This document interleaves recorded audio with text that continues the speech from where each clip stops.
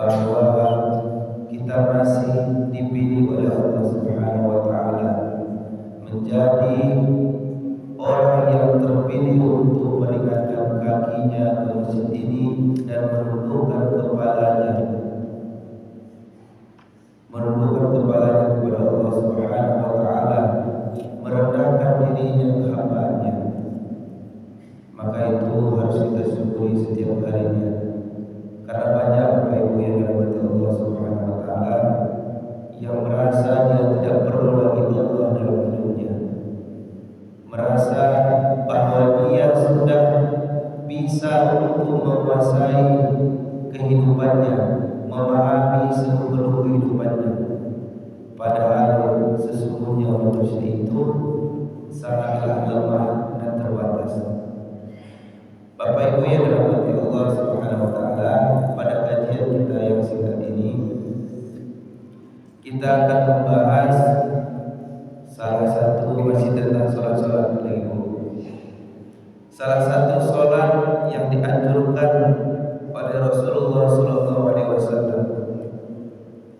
Apa salatnya dijelaskan dalam hadis riwayat Bukhari. Idza hamma ahadukum bil amri falyarka'u rak'atain bi ghairi fardin. Atau di hadis yang lain, Thumma liyaqul Allahumma.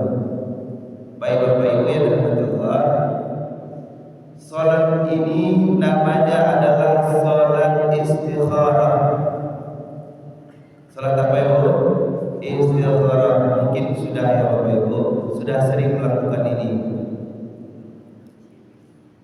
Bapak Ibu yang dirahmati Allah Subhanahu wa taala, salat istikharah adalah salat yang dilakukan untuk memilih beberapa pilihan dalam kehidupan kita.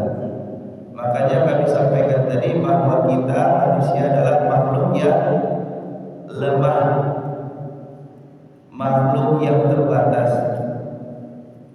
Kenapa seperti itu Bapak Ibu? Misalnya pandangan kita saja hanya terbatas oleh ruangan ini. Apalagi ilmu kita tentang kehidupan ini. Maka dengan salat istikharah ini, idza hamma ahadukum, apabila kalian berniat suatu perkara, maka lakukanlah 2 rakaat. Maka salatlah 2 rakaat, kata Rasulullah SAW. Nah Bapak Ibu yang dirahmati Allah, maka salat istikharah ini menjadi jalan kita untuk menemukan yang baik, yang paling baik di antara yang baik, menemukan yang baik dari yang baik dan buruk, dan begitu seterusnya. Misalnya Bapak Ibu, ini seringkali orang salah mengartikan salat istikharah ini. Salat istikharah ini hanya dipakai ketika orang timur menyambut melamar, menanyuan, meminang. Dipakai untuk istikharah itu boleh Bapak Ibu. Tapi banyak hal yang harusnya kita lakukan, kita minta petunjuk dari Allah Subhanahu wa taala melalui salat istikharah. Karena ketika kita sudah memilih sesuatu itu dengan mengharapkan pilihan dari Allah Subhanahu wa taala, maka tenang hati kita nantinya. Maka banyak permasalahan yang hadir dikarenakan kita merasa mampu dan tidak melibatkan Allah. Misalnya Bapak Ibu seperti ini, kita sudah memiliki uang dan pertanyaannya seperti ini, apakah saya membangun rumah sendiri atau membeli rumah KPR misalnya, atau membeli rumah, membangun atau membeli langsung.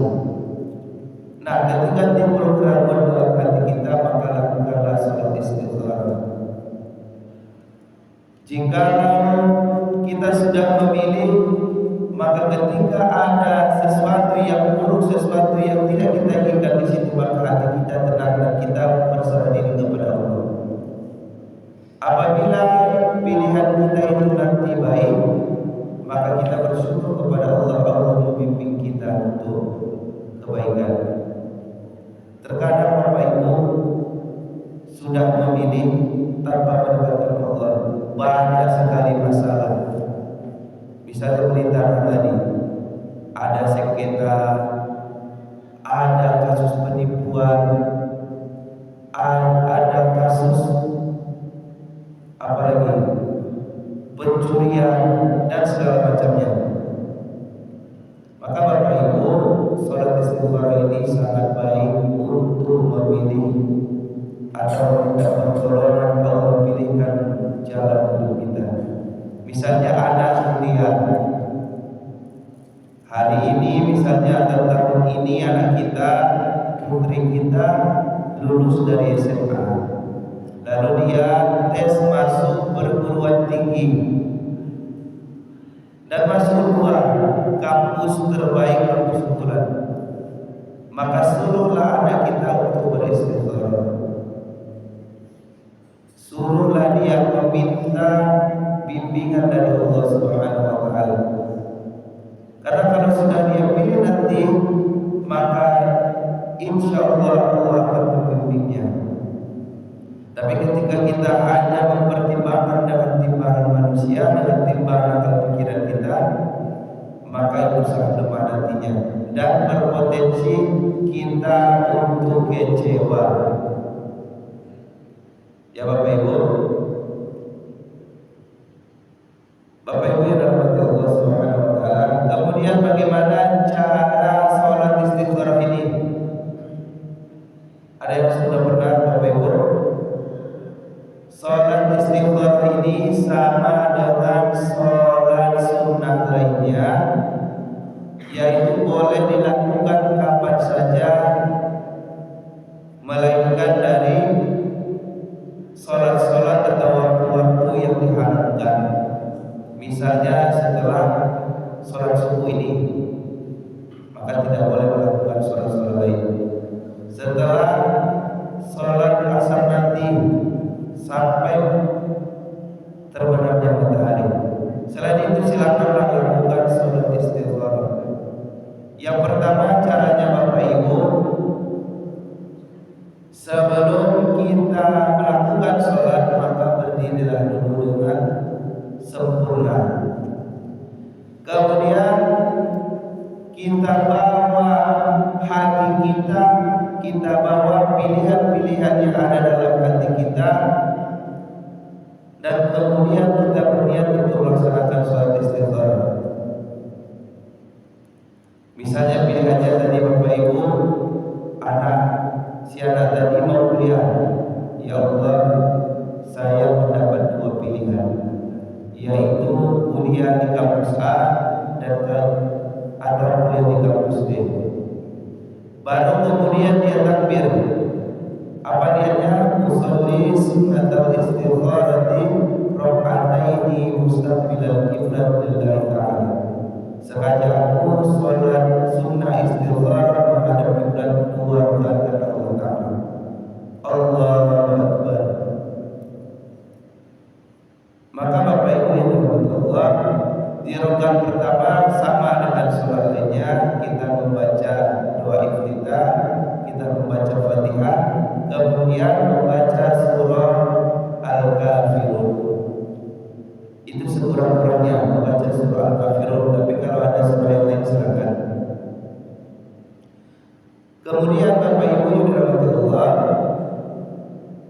di rakaat kedua kita juga sama membaca Fatihah dan kemudian membaca surah Al-Ikhlas.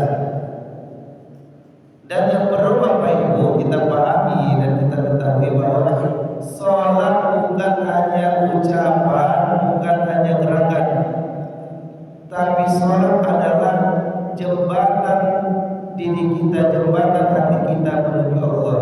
Maka sebaik-baik cara kita untuk bertemu atau hadirkan Allah dalam kehidupan kita adalah melalui sholat. Maka ketika kita sholat istighfar tadi,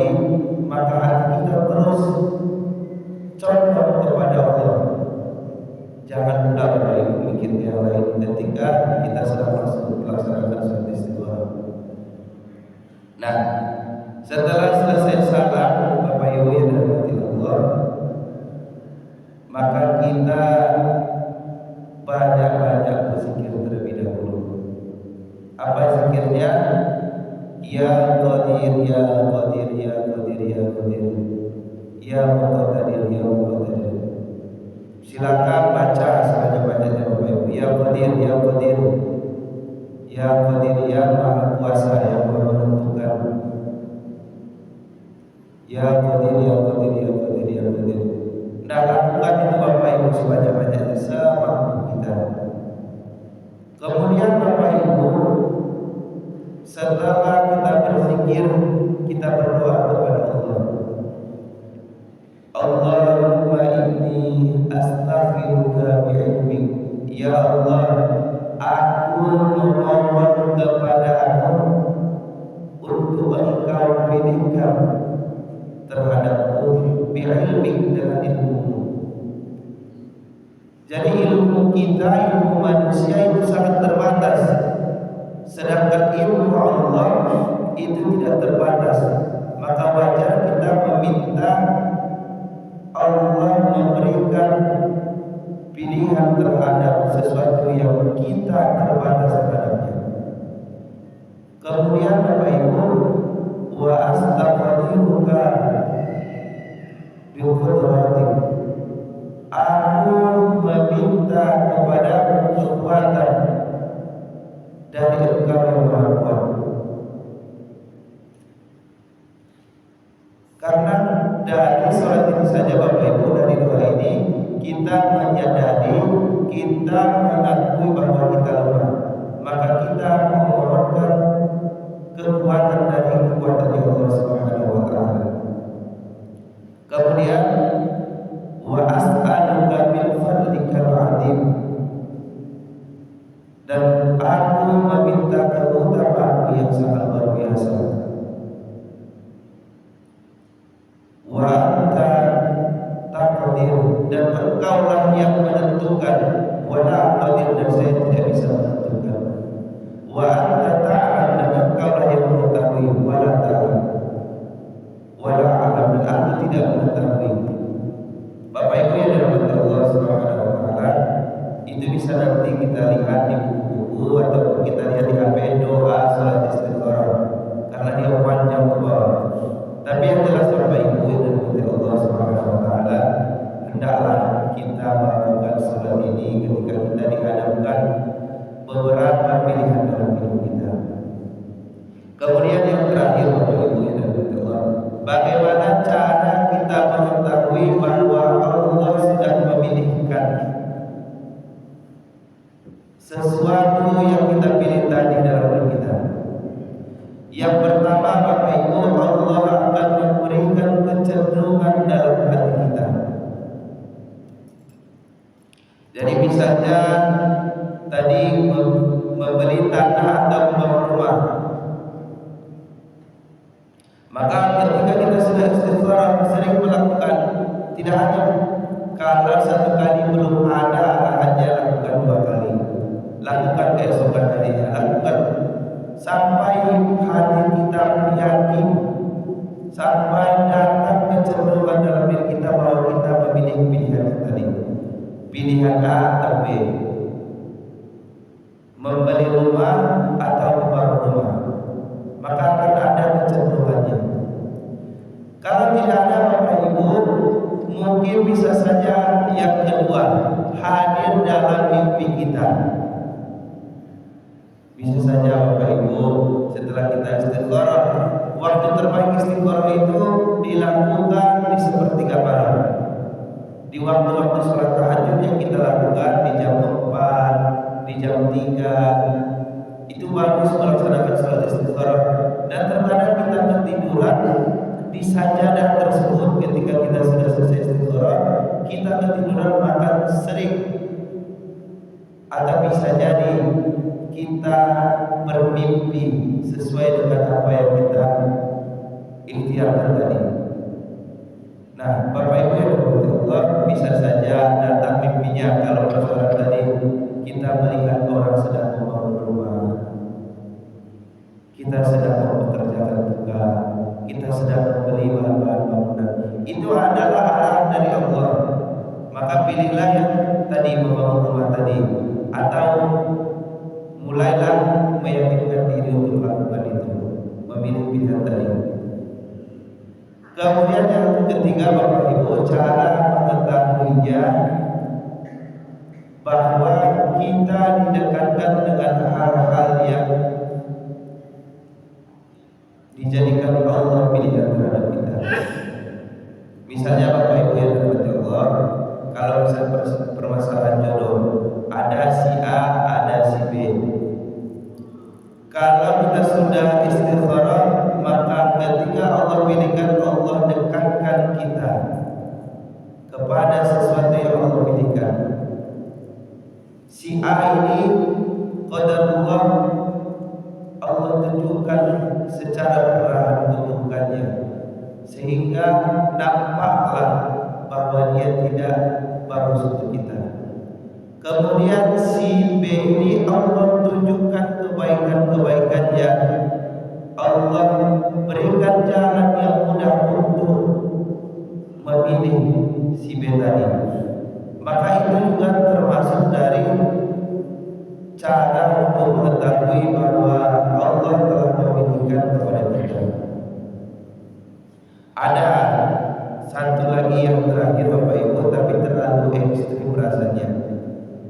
Kalau terlalu ragu dan menggebu-gebu Bapak Ibu, silakan lakukan surat istikharah, kemudian ambillah kertas, isilah, potong kecil-kecil, lalu isilah hal tersebut dengan yang kita ingin pilihkan.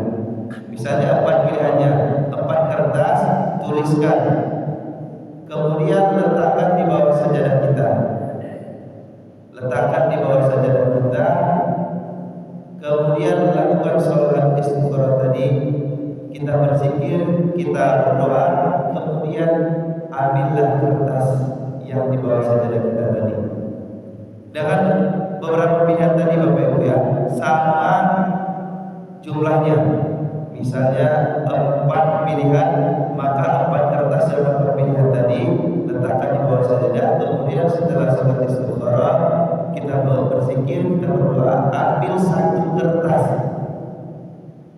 Kalau kita sangatlah ragu terhadap pilihan yang kita pilih, maka mudah-mudahan itu bisa memantapkan hati kita untuk memilih dari pilihan yang tadi. Bapak Ibu yang dirahmati Allah Subhanahu wa taala, dan perlu kita ketahui juga hal ini, sholat ini tidak berlaku untuk yang haram. Dan pula salah pengunuhan Bapak Ibu. Ada pula mungkin misalnya ada pinting 100.000, itu dipakai untuk baju dia atau minum alkohol dulu. Kau tidak berfungsi Bapak Ibu. Yang atau misalnya ingin berzina, saya berzina dengan si A atau si B, itu tidak bisa Bapak Ibu. Yang dibolehkan istikharah adalah ketika perihal atau pekerjaan itu yang dibolehkan oleh Allah Subhanahu wa taala, dan tidak boleh dipakai untuk yang haram.